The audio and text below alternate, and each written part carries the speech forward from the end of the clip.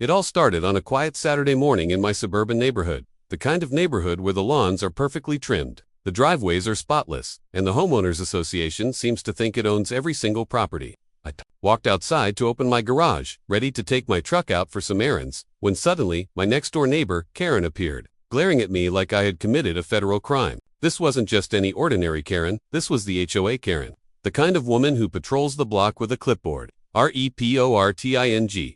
People for grass, being an inch too tall or a trash can left out 5 minutes too long. The second she saw me lift the garage door, she shrieked, pointed at my car, and accused me of stealing it. Before I could even comprehend what she was screaming about, she had her phone out, dialing 911 and yelling that I had stolen her brand new car.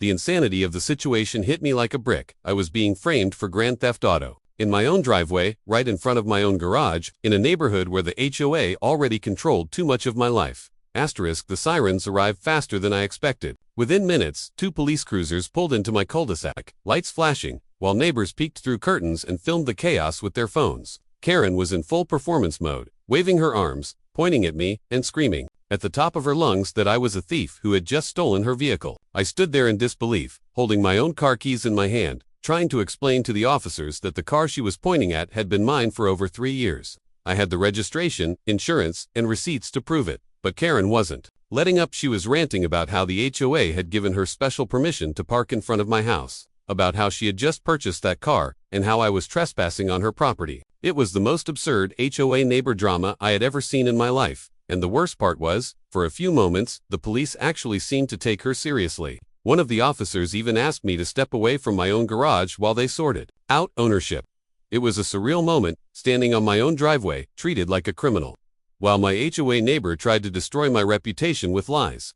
As the situation dragged on, I realized this wasn't just about a car. Karen had been after me for months, filing bogus HOA complaints about the color of my shutters, the angle of my satellite dish, and even the fact that I didn't put up approved Christmas decorations last year. This was the same woman who once demanded I repaint my fence because she claimed the color offended her community standards.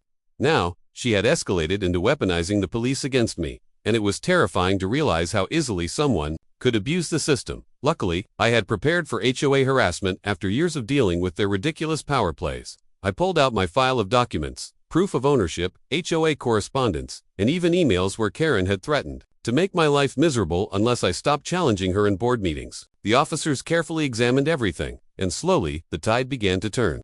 Neighbors started whispering, some even stepping forward to admit that Karen had harassed them too. The image of her as the responsible HOA leader began to crack, and the officers started asking her harder questions. Watching her face twitch in frustration as her lies unraveled was almost as satisfying as proving I owned the car.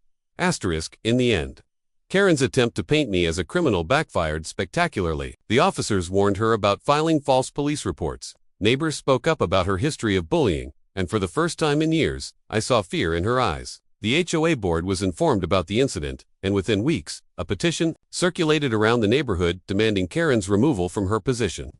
What started as one of the most humiliating mornings of my life, standing accused of theft in front of my own garage, turned into a powerful moment of justice. This wasn't just another HOA versus homeowner dispute, it became a story of how one stubborn neighbor exposed the toxicity of HOA, abuse of power. Karen tried to play the ultimate power move, but instead, she ended up being the example of what happens when a neighbor crosses the line from enforcing rules to pure harassment. To this day, people in the neighborhood still whisper about the time HOA Karen called 911 and lost everything. And I can't help but smile when I pull out of my garage, keys in hand, knowing that sometimes the truth really does win against the madness.